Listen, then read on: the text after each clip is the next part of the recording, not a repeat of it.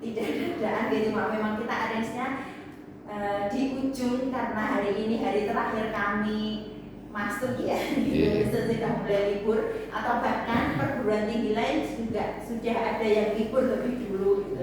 Tapi Indonesia mepet banget karena kami masih banyak PR yang harus diselesaikan sebelum libur Lebaran, termasuk tadi yang saya sedikit cerita yang sudah tahu di awal bahwa kita ini Bapak Ibu dosen sedang mengejar proposal penelitian hibah gitu, dari kementerian yang memang timelinenya itu mepet banget. Jadi timelinenya libur Lebaran itu tidak digunakan. Jadi libur Lebaran ya tetap harus mengunggah proposal. Makanya ini kita sangat mepet banget. Kita tanggal 7 sudah mulai aktif lagi, meskipun piket ya, jadi belum seluruhnya. Tapi mahasiswa itu mulai perkuliahan hari Senin tanggal 14. Cuma kalau untuk kampus kita mulai ada pelayanan kayak gitu mulai tanggal 7. Jadi kita benar-benar yang lowong ya seminggu aja. Jadi tanggal 7 untuk PMP atau untuk kebutuhan yang lain itu masih sudah mulai kegiatannya Senin tanggal 7. Mau panjenengan libur sudah mulai libur. Kayak perguruan tinggi juga sudah mulai banyak yang libur ya. Sudah mulai. Kalau pendidikan dari semua kan. SMA SMK sudah, SD SMP. Tapi kalau perguruan tinggi mungkin ada beberapa yang masih masuk ke Pak Anji. Ada yang model piket, jadi iya, berapa itu ya? Itu sudah Hamin 7 sudah mulai piket ya Pak. 3 hari yang lalu udah libur, endingnya terus. Strategi kita pakai semua gitu kan. Termasuk kemarin yang sudah kita tanda tangani MOU dengan panjenengan, mungkin saya sedikit mengingatkan, mungkin akan lebih baik panjenengan pendekatannya secara personal. Misalkan panjenengan silaturahmi ke sekolah, menjalin hubungan kerjasama untuk medianya, itu bisa misalkan ada anak siswa kelas 12 lagi nongkrong di kantin atau nongkrong di taman atau pas lagi di depan kelas, itu bisa dideketin. Itu akan jauh lebih mengena Bapak Ibu. Karena kalau panjenengan masuk ke kelas, wah itu saingannya semua perguruan tinggi itu masuk. Karena kami sendiri merasakan kita tuh masuk ke perguruan, masuk ke kelas itu bisa gantian lawang nunggu lawang kayak gitu. Dan itu sangat tidak efektif.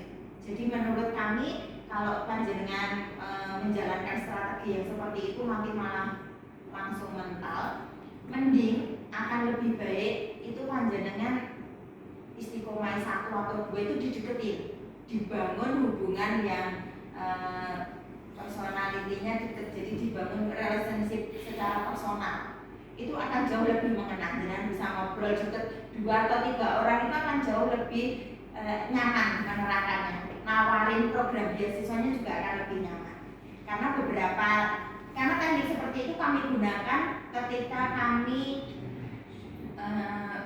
nyebar brosur di SPM, SNBT, Poltekkes kayak gitu. Karena kalau hanya sekedar membuang brosurnya itu persentase baliknya kan lebih rendah. Akan jauh lebih tinggi kita mendekati satu kumpulan, jadi 5 atau 4 yang lagi nongkrong seperti itu, kita deketin. Nah itu akan jauh lebih mengena. Jadi ngobrol kayak itu akan lebih dekat karena kita tahu kebutuhan mereka apa. Tapi kalau hanya sekedar buang-buang brosur itu ada sih, cuma prosentasenya tidak terlalu tinggi. Jadi memang sekarang itu karakter siswa juga berpengaruh gitu. Nggak kayak zaman dulu yang dikandani langsung gugu gitu ya. Sekarang faktornya banyak gitu.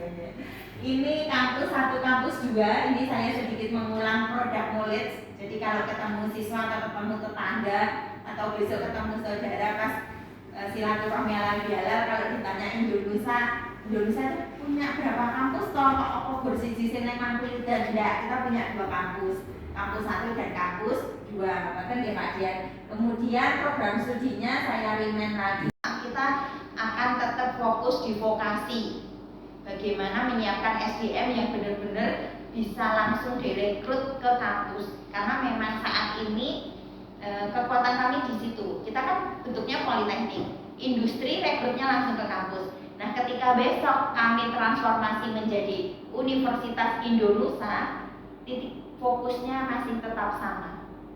Jadi strategi pemasaran kami akan tetap itu, karena memang itu kekuatan kami. Karena kita lahir dari vokasi, makanya kita tidak akan menghilangkan ciri khas di vokasi. Kapan Bu? Ini sudah running Bapak, jadi prosesnya karena itu nggak bisa sehari dua hari atau 1 bulan ya.